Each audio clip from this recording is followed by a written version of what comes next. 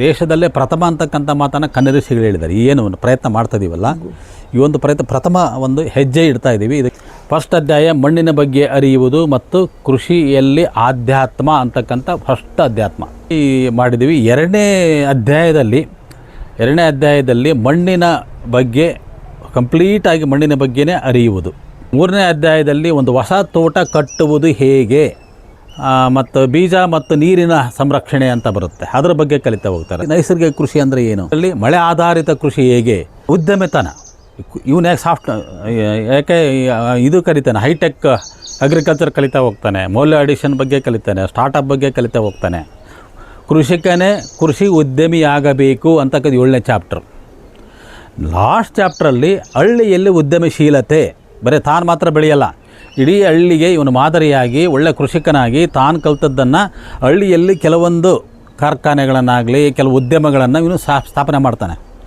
ಒಬ್ಬ ವಿದ್ಯಾರ್ಥಿ 16 ಹಳ್ಳಿಗಳನ್ನು ಮಾದರಿ ಹಳ್ಳಿಗಳನ್ನು ಮಾಡುವಷ್ಟರ ಮಟ್ಟಿಗೆ ಇಲ್ಲಿ ಅಭ್ಯಾಸ ಆಗುತ್ತೆ. ಅದರ ಜೊತೆಗೆ ಮಾಡರ್ನ್ ಕೃಷಿ ಸೆನ್ಸರ್ಗಳು, ಡಿಫ್ರೆಂಟ್ ಟೈಪ್ ಆಫ್ ಸೆನ್ಸರ್ಗಳು ಹೆಂಗೆ ವರ್ಕ್ ಮಾಡ್ತವೆ, ಏನೋ ಎಲ್ಲ AI ಮೋಡಲ್ ಬರುತ್ತಲ್ಲ, AI ಮೋಡಲ್ ಮಾಡೋದು ಹೇಗೆ, ಆಮೇಲೆ ಡ್ರೋನ್ ಹೇಗೆ ಉಪಯೋಗಿಸ್ಬೇಕು, ಆ ಲೆವೆಲ್ವರೆಗೆ ಪಾಚಾರರಿದ್ದಾರೆ. ಅವ್ರು ಬಂದ್ಬಿಟ್ಟು ಇವರಿಗೆ ಈ ಹೈಟೆಕ್ ಅಗ್ರಿಕಲ್ಚರ್ ಬಗ್ಗೆ ಕೂಡ ಇವರು ಮಾಹಿತಿ ಕೊಟ್ಕೊಂಡು ಹೋಗ್ತಾರೆ. ಈ ಹುಡುಗರು ಕಲಿತಕ್ಕಂಥದ್ದು ಏನಂದರೆ 80% ಪ್ರಾಕ್ಟಿಕಲ್ಲಾಗಿ ಕೇವಲ ಜಮೀನಿನಲ್ಲೇ ಕಲಿತಾ ಹೋಗ್ತಾನೆ, ಕೇವಲ 20% ಮಾತ್ರ ಥಿಯರಿ.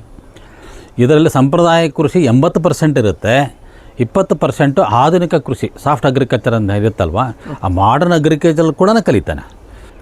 ನಿವೃತ್ತಿ ಹೊಂದಿದಂತಹ ಹಿರಿಯರು ಕೂಡ ಕೃಷಿ ಬಗ್ಗೆ ತುಂಬ ಆಸಕ್ತಿ ವಹಿಸ್ತಾ ಇದ್ದಾರೆ. ತಮ್ಮ ನಿವೃತ್ತಿ ಜೀವನವನ್ನು ಸಂತೋಷವಾಗಿ ಕಳಿಬೇಕಂತ ಹೇಳ್ಬಿಟ್ಟು ತಮ್ಮಲ್ಲಿ ಮೂಲವಾಗಿದ್ದಂಥ ಜಮೀನಲ್ಲಿ ಬಂದುಬಿಟ್ಟು ಈಗ ಅಲ್ಲಿ ಉಳಿದು ಒಂದು ಸಣ್ಣದಾದಂಥ ಕೃಷಿ ಚಟುವಟಿಕೆ ಮಾಡತಕ್ಕಂಥ ಒಂದು ನಿಟ್ಟಿನಲ್ಲಿ ಚಿಂತನೆ ಮಾಡ್ತಾ ಇದ್ದಾರೆ.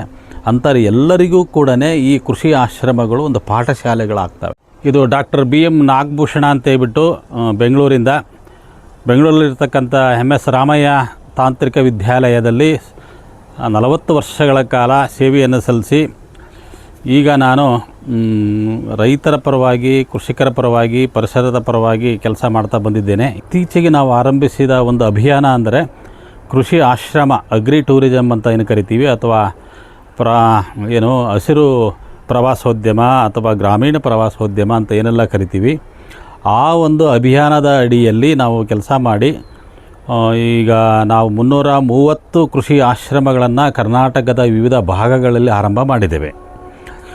ಅದರಲ್ಲಿ ಇನ್ನೊಂದು ವಿನೂತನವಾದಂಥ ಚಿಂತನೆಯನ್ನು ನಾವು ಕಳೆದ 2-3 ತಿಂಗಳಲ್ಲಿ ಆರಂಭಿಸಿದ್ದು. ಅದೇನಪ್ಪ ಅಂದರೆ ಕೃಷಿ ಆಶ್ರಮದಲ್ಲಿ ಗುರುಕುಲ ಅಂತಕ್ಕಂಥ ಒಂದು ಅಭಿಯಾನವನ್ನು ಆರಂಭಿಸಿದ್ದೇವೆ.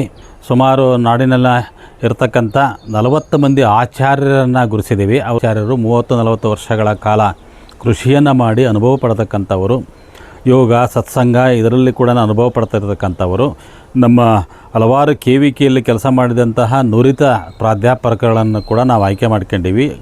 GKVK ಬೆಂಗಳೂರಲ್ಲಿರ್ತಕ್ಕಂಥವರು ಕೂಡ ಇವತ್ತು ತಾವಾಗೇ ಸ್ವತಃ ಬಂದು ನಾವು ಆಚಾರ್ಯರಾಗಿ ಕೆಲಸ ಮಾಡಲಿಕ್ಕೆ ತಯಾರಿದ್ದೀವಿ ಅಂತ ಕೂಡ ಮುಂದೆ ಬಂದಿದ್ದಾರೆ.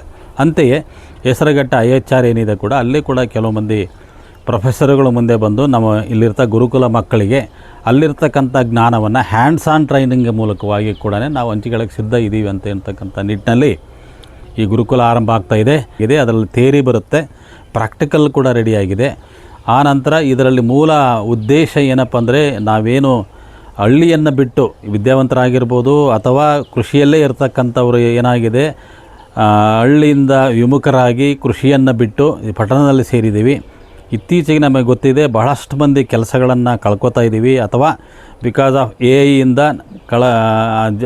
ಜಾಬುಗಳು ಕಡಿಮೆ ಆಗ್ತದವೆ. ಹಾಗಾಗಿ ನಿವೃತ್ತಿ ಹೊಂದಿದಂತಹ ಹಿರಿಯರು ಕೂಡ ಕೃಷಿ ಬಗ್ಗೆ ತುಂಬ ಆಸಕ್ತಿ ವಹಿಸ್ತಾ ಇದ್ದಾರೆ. ತಮ್ಮ ನಿವೃತ್ತಿ ಜೀವನವನ್ನು ಸಂತೋಷವಾಗಿ ಕಳಿಬೇಕಂತ ಹೇಳ್ಬಿಟ್ಟು ತಮ್ಮಲ್ಲಿ ಮೂಲವಾಗಿದ್ದಂಥ ಜಮೀನಲ್ಲಿ ಬಂದುಬಿಟ್ಟು ಈಗ ಅಲ್ಲಿ ಉಳಿದು ಒಂದು ಸಣ್ಣದಾದಂಥ ಕೃಷಿ ಚಟುವಟಿಕೆ ಮಾಡತಕ್ಕಂಥ ಒಂದು ನಿಟ್ಟಿನಲ್ಲಿ ಚಿಂತನೆ ಮಾಡ್ತಾ ಇದ್ದಾರೆ.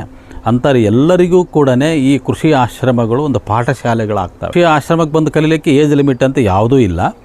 ಬಟ್ ಗುರುಕುಲಕ್ಕೆ ಬರ್ತಕ್ಕಂಥವರಿಗೆ ನಾವು ಮಾಡಿರೋದು ಏಜ್ ಲಿಮಿಟನ್ನು ಯುವಕರಿಗಾಗಿ ಅಂತ ಡಿಫೈನ್ ಹೇಳಿದ್ವಿ ನಾವು. ಯುವಕರು ಅಂದರೆ ನಾವು 19ರಿಂದ 40 ವರ್ಷದವರೆಗೂ ಕೂಡ ಯುವಕರೇ ಅಂತ ಕನ್ಸಿಡರ್ ಮಾಡಿರೋದ್ರಿಂದ ಆ ವಯಸ್ಸಿನ ಯುವಕರನ್ನು ನಾವು ಆಯ್ಕೆ ಮಾಡ್ಕೊಂಡಿವಿ.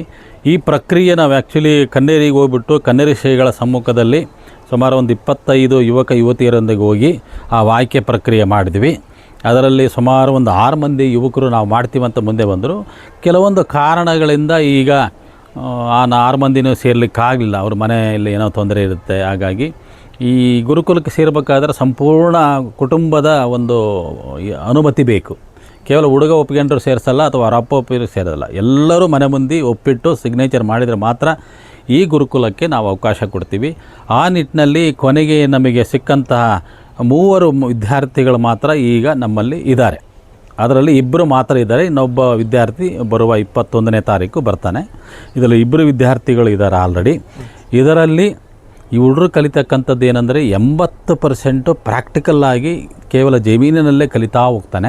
ಕೇವಲ 20% ಮಾತ್ರ ಥಿಯರಿ. ಇದರಲ್ಲಿ ಸಂಪ್ರದಾಯ ಕೃಷಿ 80% ಇರುತ್ತೆ. 20% ಆಧುನಿಕ ಕೃಷಿ, ಸಾಫ್ಟ್ ಅಗ್ರಿಕಲ್ಚರ್ ಅಂತ ಇರುತ್ತಲ್ವ, ಆ ಮಾಡರ್ನ್ ಅಗ್ರಿಕಲ್ಚರ್ ಕೂಡ ಕಲಿತಾನೆ. ನಿನ್ನೆ ಅಂದರೆ 9/8/2026 ಕಪ್ಪತ್ಗುಡ್ಡದಲ್ಲಿರ್ತಕ್ಕಂಥ ದೇವರೆಡ್ಡಿ ಅವರ ತೋಟದಲ್ಲಿ ಈ ಒಂದು ಶಿಷ್ಯಂದರು, ಈ 3 ಶಿಷ್ಯಂದರು ಕಲಿತಾ ಹೋಗ್ತಾರೆ. ಆಗ ಮಕ್ಕಳು ಅಲ್ಲಿಗೆ ಅವರಿಗಾಗಿಯೇ ನಾವು 4 ಗುಂಟೆ ಜಮೀನನ್ನು ಕೊಡಲಾಗುತ್ತೆ. ಆ 4 ಗುಂಟೆ ಜಮೀನಲ್ಲಿ ಇವರು ಪ್ರಾಯೋಗಿಕವಾಗಿ ಬೆಳೀತಾ ಹೋಗ್ತಾರೆ. ಇವನಿಗೂ 4 ಗುಂಟೆ ಕೊಡ್ತೀವಿ, ಇವರಿಗೂ ಕೂಡ 4 ಗುಂಟೆ ಕೊಡ್ತೀವಿ. ಅಲ್ಲಿ ಹೇಗೆ ಕಲಿತಾರೆ ಅನ್ನೋದು ಬಹಳ ಒಂದು ಇದು. ಫಸ್ಟ್ 8 ಚಾಪ್ಟರ್ಗಳನ್ನ ಥಿಯರಿನಲ್ಲಿ 8 ಚಾಪ್ಟರ್ ಮಾಡಿದ್ದೀವಿ ನಾವು. ಆ್ಯಕ್ಚುಲಿ ಭಾಳ ಅದ್ಭುತವಾಗಿ ಭಾಳ ಯೋಚನೆ ಮಾಡಿ, ತಜ್ಞರನ್ನು ಯೋಚನೆ ಮಾಡಿ 8 ಅಧ್ಯಾಯಗಳನ್ನು ಮಾಡಿದ್ದೇವೆ. ಫಸ್ಟ್ ಅಧ್ಯಾಯ ಮಣ್ಣಿನ ಬಗ್ಗೆ ಅರಿಯುವುದು ಮತ್ತು ಕೃಷಿಯಲ್ಲಿ ಆಧ್ಯಾತ್ಮ ಅಂತಕ್ಕಂಥ ಫಸ್ಟ್ ಅಧ್ಯಾತ್ಮ. ಇವತ್ತಿನ ದಿವಸ ತಜ್ಞರು ಹೇಳೋ ಪ್ರಕಾರ, ಗುರುಗಳು ಹೇಳೋ ಪ್ರಕಾರ, ಇವತ್ತಿನ ನಮ್ಮ ಕೃಷಿಕರಿಗೆ ಮೂಲವಾಗಿ ಬೇಕಿರೋದು ಕೃಷಿಯ ಇನ್ಫಾರ್ಮೇಷನ್ ಅಲ್ಲ, ಕೃಷಿಯ ಮಾಹಿತಿ ಬೇಕಾಗಿಲ್ಲ. ಅವ್ರಿಗೆ ಬೇಕಾಗಿರೋದು ಆಧ್ಯಾತ್ಮ. ಎಲ್ಲೆಲ್ಲ ಎಡುತ್ತಾ ಇದ್ದಾರೆ ಅಂದರೆ ಅವ್ರು ಯಾರೂ ಇನ್ಫಾರ್ಮೇಷನ್ ಇಲ್ದಲೇ ಎಡುತ್ತಾ ಇಲ್ಲ. ಅವರಿಗೆ ಒಂದು ಆಧ್ಯಾತ್ಮಿಕ ತಳಹದಿ ಇಲ್ಲ, ಸತ್ಸಂಗದ ಇದಿಲ್ಲ, ಯೋಗದ ಒಂದು ತಾಕತ್ತಿಲ್ಲ. ಆ ಕಾರಣಕ್ಕಾಗಿಯೇ ಅವರು ಮನಸ್ಸನ್ನು ಬದಲಾಯಿಸ್ತಾ ಹೋಗ್ತಾರೆ, ಅಥವಾ ಕೆಮಿಕಲ್ ಫಾರ್ಮಿಂಗ್ ಹೋಗ್ತಾ ಇರ್ತಾರೆ, ಅಥವಾ ಕೆಮಿಕಲ್ ಫಾರ್ಮಿಂಗಲ್ಲೇ ನಿಲ್ತಾರೆ. ಅವ್ರು ಬದಲಾವಣೆ ಆಗ್ಬೇಕಂದ್ರೆ ನೀವು ಅದನ್ನೇ ಹೇಳಕ್ಕೆ ಹೋಗ್ಬೇಡಿ, ಆರ್ಗ್ಯಾನಿಕ್ ಫಾರ್ಮಿಂಗ್ ಹೇಳಕ್ಕೆ ಹೋಗಬೇಡಿ. ಅವರಿಗೆ ಆಧ್ಯಾತ್ಮ ಹೇಳಿ, ಹೌದ್ರಾ, ಧ್ಯಾನ ಹೇಳಿ. ಆವಾಗ ಅವ್ರು ಬದಲಾವಣೆ ಆಗ್ತಾರೆ, ಮನಸ್ಸು ಸ್ಥಿರಗೊಳ್ಳುತ್ತೆ ಅನ್ನೋ ದೃಷ್ಟಿನಲ್ಲಿಟ್ಟುಕೊಂಡು ಮೊದಲೇ ಚಾಪ್ಟರನ್ನು ನಾವು ಮೊದಲು ಕೃಷಿಯ ಬಗ್ಗೆ ಅರಿಯುವುದು, ಆಮೇಲೆ ಕೃಷಿಯಲ್ಲಿ ಆಧ್ಯಾತ್ಮ ಅಂತಕ್ಕಂಥ ಒಂದು ಅದ್ಭುತವಾದ ಒಂದು ಚಾಪ್ಟರ್ನ ಇಟ್ಟಿದ್ದೀವಿ, ಅಧ್ಯಾಯ ಇಟ್ಟಿದ್ದೀವಿ. ಅದನ್ನು ಪಾಠ ಮಾಡಲಿಕ್ಕೆ ಇದು ಮಾಡಲಿಕ್ಕೆ ಕನ್ನೇರಿಯಿಂದ ಕರುಣಾನಂದ ಸ್ವಾಮೀಜಿಯವರು ಬಂದು 15 ದಿವಸಗಳ ಕಾಲ ಇಲ್ಲೇ ಇದ್ದು ಅದರ ಬಗ್ಗೆ ಈ ವಿದ್ಯಾರ್ಥಿಗಳಿಗೆ ಪಾಠ ಮಾಡ್ತಾರೆ. ಜೊತೆಗೆ ಕೆಲವೊಂದು ಆಚಾರ್ಯರು ಇಲ್ಲಿಗೆ ನೇರವಾಗಿ ಬಂದುಬಿಟ್ಟು ಏನು ಕೃಷಿ ಅಂದರೆ ಏನು, ಯಾವ ಥರ ಕೃಷಿ ಇತ್ತು, ಯಾವ ಥರ ವಿಧವಾದ ಕೃಷಿ ಇತ್ತು, ಯಾವ ಥರ ನಮ್ಮ ವೈದ್ಯ ಪದ್ಧತಿಗಳು ಅಲ್ಲೇ ಬಂದುಬಿಡುತ್ತೆ, ವೈದ್ಯ ಪದ್ಧತಿಗಳಿತ್ತು, ಇದೆಲ್ಲದನ್ನು ಕಲಿತ ಯೋಗ, ಸತ್ಸಂಗ. ಇನ್ನೊಂದು ಬೆಳಿಗ್ಗೆ ಇವರೆಲ್ಲ ಯೋಗ ಮಾಡಿದ್ದಾರೆ, ಸತ್ಸಂಗದಲ್ಲಿ ಮಾಡಿದ್ದಾರೆ, ಅದು ಕೂಡ ನಡೆಯುತ್ತೆ. ಇವತ್ತು ಬೆಳಿಗ್ಗೆ 5 ಗಂಟೆಗೆ ಹೇಳ್ತಾರೆ ಅವ್ರದ್ದು. ದಿನಚರಿ ಹೇಗಿರ್ಬೇಕು ಅನ್ನೋದನ್ನು ಕೂಡ ನಾವು ಬರೆದೀವಿ. ಬೆಳಿಗ್ಗೆ 5ರಿಂದ ಹಿಡಿದು ರಾತ್ರಿ 9-9:30ವರೆಗೂ ಅವರು ಇದರಲ್ಲಿ ಚಟುವಟಿಕೆಯಲ್ಲಿ ಇದು ಮಾಡಿರ್ತಾರೆ. ಅಂತಹ ನಿಟ್ಟಿನಲ್ಲಿ ಮಾಡಿದ್ದೀವಿ. ಎರಡನೇ ಅಧ್ಯಾಯದಲ್ಲಿ ಮಣ್ಣಿನ ಬಗ್ಗೆ ಕಂಪ್ಲೀಟಾಗಿ ಮಣ್ಣಿನ ಬಗ್ಗೆನೇ ಅರಿಯುವುದು. ಅದಕ್ಕೆ ಆಚಾರ್ಯರಲ್ಲಿ ನಮ್ಮ ಮಾರುತಿರಾವ್ ಅಂತ ಇದ್ದಾರೆ. ಅವರು ಇದರ ಬಗ್ಗೆನೇ ಸುಮಾರು 3 ತಿಂಗಳ ಕಾಲ ಅಧ್ಯಾಯ 1 ಮತ್ತು ಅಧ್ಯಾಯ 2 ಬಗ್ಗೆ ಇವರು ಆಳವಾದ ಜ್ಞಾನ ಪಡೀತಾರೆ. ನಾನು ಹೇಳಿದ್ನಲ್ವ, 4 ಗುಂಟೆ ಕೊಡುತ್ತಾರೆ. 4 ಗುಂಟೆ ಇವನಿಗೆ, 4 ಗುಂಟೆ ಇಲ್ಲಿ. 2 ಗುಂಟೆನಲ್ಲಿ ನಾಳೆಯಿಂದಲೇ ಅವನು ಕೃಷಿ ಸ್ಟಾರ್ಟ್ ಮಾಡಿಬಿಡ್ತಾನೆ. ಸೊಪ್ಪು ಹಾಕೋದಾಗಿರ್ಬೋದು, ಏನೇ ಹಾಕೋದಾಗಿರ್ಬೋದು, ಬೆಳೆದ ನಾಳೆಯಿಂದೆಲ್ಲ ಸ್ಟಾರ್ಟ್ ಮಾಡ್ತಾನೆ. ಈ 2 ಗುಂಟೆ ಏನು ಮಾಡ್ತಾರಂದರೆ ಇದನ್ನು ಮಣ್ಣಿನ ಫಲವತ್ತತೆಯನ್ನು ಹೆಚ್ಚಿಸ್ತಾ ಹೋಗ್ತಾನೆ. ಈ ಪ್ರಕ್ರಿಯೆ 3 ತಿಂಗಳು ನಡೆಯುತ್ತೆ. ಹೇಗೆ ಹೆಚ್ಚಿಸ್ಬೇಕು, ಮೊದಲು ಮಣ್ಣು ಹೇಗಿತ್ತು, ಅದು ಹೇಗೆಲ್ಲ ಬದಲಾವಣೆ ಆಯಿತು ಅನ್ನೋದನ್ನು ನಮ್ಮ ಮಾರುತಿರಾವ್ ಅವರು ಹೇಳ್ತಾ ಹೋಗ್ತಾರೆ. ಅದನ್ನು ಪ್ರಾಯೋಗಿಕವಾಗಿ ದಾಖಲೆಗಳನ್ನು ಮಾಡ್ತಾ ಹೋಗ್ತಾರೆ. ಇವತ್ತು ಫಸ್ಟ್ ದಿವಸ ಹೇಗಿತ್ತು, 1 ಮಂತ್ ಆದಮೇಲೆ ಏನಾಯಿತು, ಅಥವಾ 15 ಡೇಸ್ ಆದಮೇಲೆ ಏನಾಯಿತು, ಒಂದು 30 ಡೇಸ್ಗೆ ಏನಾಯಿತು, 45 ಡೇಸ್ಗೆ ಏನಾಯಿತು, 60 ಡೇಸ್ಗೆ ಏನಾಯಿತು. ಹಾಗಾಗಿ 3 ತಿಂಗಳಲ್ಲಿ ನೀರಾವರಿ ಆದರೆ ಸಂಪೂರ್ಣವಾದಂಥ ಬದಲಾವಣೆ ಆಗುತ್ತೆ ಅನ್ನೋ ಮಾತನ್ನು ನಾಡೋಜ ನಾರಾಯಣ ರೆಡ್ಡಿ ಹೇಳ್ತಾಯಿದ್ರು. 3 ತಿಂಗಳಲ್ಲಿ ಬದಲಾವಣೆ ಸಾಧ್ಯ. ಆ ಒಂದು ಎಲ್ಲ ಪದ್ಧತಿಗಳನ್ನ ಅನುಸರಿಸ ಇವರು ಏನು ಮಾಡ್ತಾರೆ, ತಮಗೆ ಕೊಟ್ಟಂಥ ಜಮೀನುಗಳಲ್ಲಿ ಮಣ್ಣಿನ ಪರಿವರ್ತನೆಯನ್ನು ಮಾಡ್ತಾ ಹೋಗ್ತಾರೆ. ಆ ಪರಿವರ್ತನೆಯನ್ನು ಪ್ರಾಯೋಗಿಕವಾಗಿ ಮಾಡ್ತಾ ಒಂದು ದಾಖಲೆಯನ್ನು ಸೃಷ್ಟಿಸ್ತಾರೆ. ನಾನು ಇವ್ರಿಗೆ ಹೇಳಿರೋದಿಷ್ಟೇ, ಆ ದಾಖಲೆಗಳನ್ನು ನೀವು ಒಂದು ಪ್ರಬಂಧ ರೂಪದಲ್ಲಿ ಕೂಡ ಪ್ರಕಟ ಮಾಡಬೇಕು. ಕೇವಲ ನಿಮ್ಮ ಮಾಡಿದಂಥ ಪ್ರಯೋಗಗಳು ರೈತನೇ ಏನು ವಿಜ್ಞಾನಿಯಾಗಬೇಕು, ನೀವು ರೈತರೀಗ ನೀವೇ ವಿಜ್ಞಾನಿಗಳಾಗಬೇಕ ನಿಟ್ಟಿನಲ್ಲಿ ನೀವು ಮಾಡಿದಂಥ ಪ್ರಯೋಗಗಳನ್ನು ಬರೆದು ಹೆಂಗೆ ಬರೀಬೇಕನ್ನೋದು ನಾವು ಹೇಳ್ಕೊಡ್ತೀವಿ. ಅವುಗಳನ್ನು ನೀವು ಪ್ರಕಟಣೆ ಮಾಡ್ತಕ್ಕಂಥ ಕೆಲಸವನ್ನು ಕೂಡ ಈ ವಿದ್ಯಾರ್ಥಿಗಳು ಮಾಡ್ತಾರೆ.